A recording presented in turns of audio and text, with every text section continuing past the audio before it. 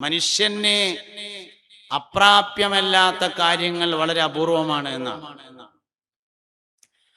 മാലാഖമാർക്ക് എത്തിപ്പിടിക്കാൻ കഴിയാത്തത് മനുഷ്യൻ എത്തിപ്പിടിക്കാൻ കഴിയും എന്നതിന്റെ തെളിവാണ് മിഅ്റാജ് എന്നാണ്. മുഹമ്മദ് നബി മനുഷ്യനാണ് സല്ലല്ലാഹു അലൈഹി വസല്ലം. മുഹമ്മദ് നബി സല്ലല്ലാഹു അലൈഹി വസല്ലം തങ്ങൾ മിഅ്റാജിന്റെ അന്ന് യാത്ര ചെയ്തു. സിദ്റത്തുൽ മുൻതഹ എന്ന അതിർത്തിയിലെ എലംതമരം കടന്ന് മുന്നോട്ട് പോയി. ബഹറുന്നൂർ എന്ന പ്രകാശത്തിന്റെ ഒരു താഴ്വാരം കണ്ടു. ഹത്താലി ബഹരിന്നൂരി ജിബ്രീൽ, ബഹറുന്നൂറിന്റെ അവിടെ എത്തിയപ്പോൾ ജിബ്രീൽ അലൈഹിസ്സലാം അവിടെ നിന്നു. ഹത്താലി ബഹരിന്നൂരി ജിബ്രീലുൻ വഖഫ് ഫി ശത്തിഹി റുഅബൻ ഫവദ്ദഅ വഹതഫ് ദനി തഖദ്ദം യാ ഹബീബി ലാ തഖഫ് അബ്ശിർ തുനാജി റബ്ബകൽ ഖയ്യൂമാ സല്ലു അലൈഹി വസല്ലിമു തസ്ലീമാ. അപ്പൊ ഒന്നാമത്തെ കാര്യം അതുപോലെ ആവാൻ വേണ്ടിയിട്ടാണ് സാലിഹീങ്ങളുടെ മനാഖിബുകൾ പറയുന്നത്. ഇന്ന് ഓർമ്മ വരുന്ന ഏറ്റവും പ്രധാനപ്പെട്ട ഒരു ഹദീസ്, മൻ തവാളഅ ലില്ലാഹി റഫഅഹുല്ലാഹ് എന്ന ഹദീസാണ്. ഇന്ന് രാവിലെ മുതൽ ആ ഹദീസ് ഓർമ്മ വരുന്നുണ്ട്. ബഹുമാനപ്പെട്ട ഇമാം മുസ്ലിം റളിയല്ലാഹു അൻഹു, അബൂ ഹുറൈറ, അബ്ദുറഹ്മാൻ ബിൻ സഖർ റളിയല്ലാഹു അൻഹുവിൽ നിന്ന് ഉദ്ധരിക്കുന്ന ഹദീസ്. ദീർഘമായ ഹദീസാണ്. 3 കാര്യങ്ങൾ പറയുന്നുണ്ട്. സ്വതക്ക മുതലിനെ ചുരുക്കുകയില്ല, അതാണ് ഒന്നാമത് പറയുന്ന ആശയം. സ്വതക്ക കൊടുത്തിട്ട് ഒരു മനുഷ്യൻ ദരിദ്രനാകുക എന്നുള്ളത് ഉണ്ടാവില്ല, കൊടുക്കായിട്ട് ദരിദ്രനാകുക എന്നുള്ളത് ഉണ്ടാവുക എന്നല്ലാതെ സ്വതക്ക കൊടുത്തതിനാൽ ആള് പാപ്പറായി അങ്ങനെ ഉണ്ടാവില്ല. ഒന്നാമത്തെ കാര്യം അതായിരുന്നു. 3 കാര്യങ്ങളാണ് മുത്തുനബി പറഞ്ഞത് സല്ലല്ലാഹു അലൈഹി വസല്ലം. സ്വതക്ക മുതലിനെ ചുരുക്കുകയില്ല. പിന്നെ പറഞ്ഞൊരു കാര്യമാണ് വിനയം എന്ന് പറയുന്നത് മനുഷ്യനെ വല്ലാതെ ഉയർത്തും. മൻ തവാളഅ ലില്ലാഹി റഫഅഹുല്ലാഹ്, അതിന്റെ മനുഷ്യരൂപം ബഹുമാനപ്പെട്ട ആലിക്കുട്ടി ഉസ്താദ്. വിനയത്തിന്റെ മനുഷ്യരൂപമാണ് ബഹുമാനപ്പെട്ട ആലിക്കുട്ടി ഉസ്താദ്. ആർക്കും സംസാരിക്കാൻ പറ്റും, ആർക്കും ഒപ്പം നടക്കാൻ പറ്റും. പ്രായമായപ്പോ ചെറിയ പ്രായത്തിന്റെ അസ്വസ്ഥതകളൊക്കെ ഉണ്ടായി. ഉസ്താദിന്റെ യുവത്വം എന്നൊക്കെ പറഞ്ഞത് അത്ര ഒരു വിനയമുള്ള മനുഷ്യൻ നമ്മളെ ജീവിതത്തിൽ കണ്ടിട്ടുണ്ടാവില്ല. അങ്ങനത്തെ മനുഷ്യൻ, വിനയത്തിന്റെ മനുഷ്യരൂപം എന്ന് പറയാം. അതന്നെയാണ് ഉയർച്ചയുടെ കാരണവും.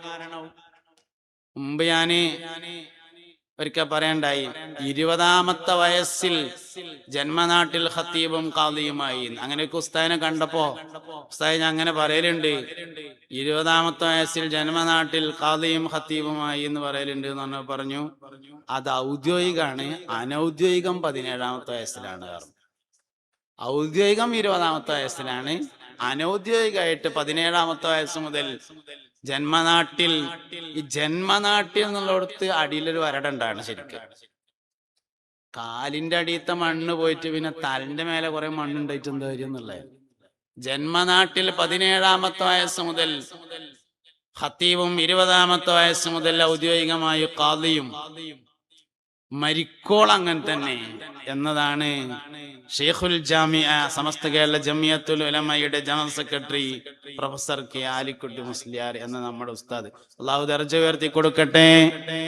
ജന്നാത്തുൽ ഫിർദൗസിൽ കണ്ടുമുട്ടാൻ അല്ലാഹു തആല ഭാഗ്യം നൽകട്ടെ. എത്ര വിഷയന്മാരാ!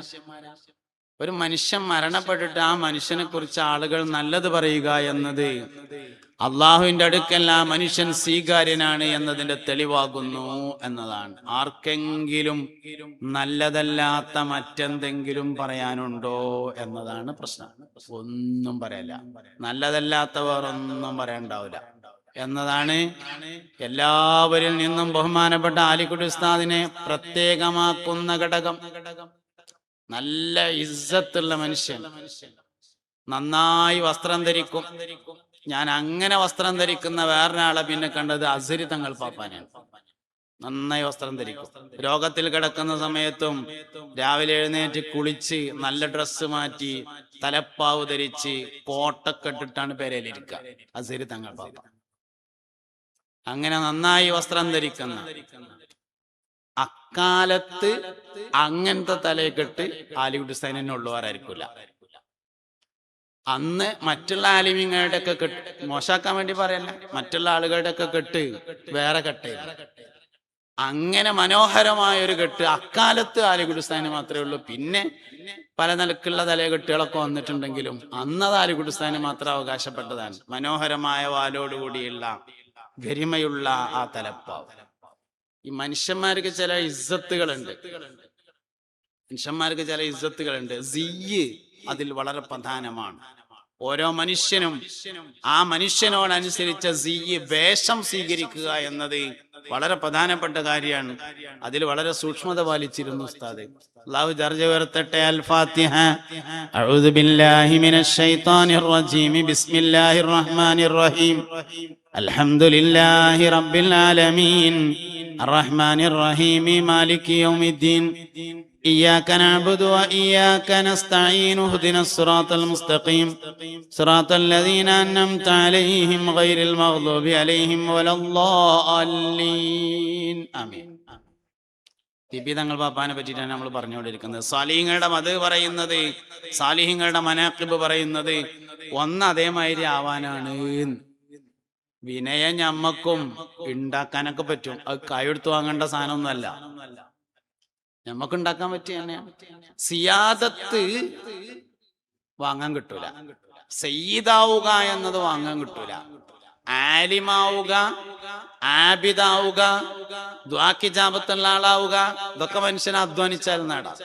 നുബുവത്ത്, നബി കുടുംബത്തിൽ പെടുക, ഇതൊന്നും ഇപ്പൊ നമുക്ക് കിട്ടിയവർക്ക് കിട്ടി, അല്ലാത്തവരിഞ്ഞിപ്പോ ഏതെങ്കിലും പരീക്ഷ എഴുതിയിട്ട് പാസ്സായാലൊന്നും കിട്ടുമൊന്നുമില്ല. ഇൽമും സിയാദത്തും ഒരാളിൽ ഒരുമിച്ച് കൂടുക എന്നത് വലിയ അലങ്കാരമാണ്. ഒരാൾ ആലിമുമായി, അയാൾ സയ്യിദുമായി, അയാൾക്ക് വിലായത്തും കൂടി ഉണ്ടെങ്കിലോ, അതിനാണ് നമ്മൾ ഈ മലയാളത്തിൽ സാധാരണ പത്തര മാറ്റി എന്നൊക്കെ പറയല്. സിയാദത്തുണ്ട്, സയ്യിദുമായി, ആലിമുമായി, അദ്ദേഹത്തിന് വിലായത്തുണ്ടായി എന്നൊക്കെ. എന്നാൽ എല്ലാ നിലയിലും മഹത്വമുള്ള ഒരാളായി ആ മനുഷ്യൻ മാറി എന്നുള്ള മനസ്സിലാക്കേണ്ടത്. പക്ഷെ ഇതൊക്കെ നമ്മൾ പറയുമ്പോഴും നേടിയെടുക്കാൻ കഴിയുന്നതാണ് ഒരു മനുഷ്യന് ആലിമാവുക, ആബിദാവുക തുടങ്ങിയ കാര്യങ്ങൾ. അതുകൊണ്ട് സാലിഹ്യങ്ങളുടെ മനാഖിബ് പറയുന്നത് ഒന്നത് ജീവിതത്തിൽ പകർത്താനാണ്. രണ്ടാമത്തത് നമ്മുടെ കൽബുകൾക്ക് ചില ഉറപ്പുകൾ കിട്ടുമെന്നാണ്. പൂർവികന്മാരായ ആളുകളെ പഠിച്ചാൽ മനസ്സിന് ചില ഉറപ്പ് കിട്ടും. നിയ്യത്തുറക്കുക എന്ന് പറയും. അത് ചില താരീഖുകൾ പഠിച്ചാൽ ലഭിക്കുമെന്നാണ്.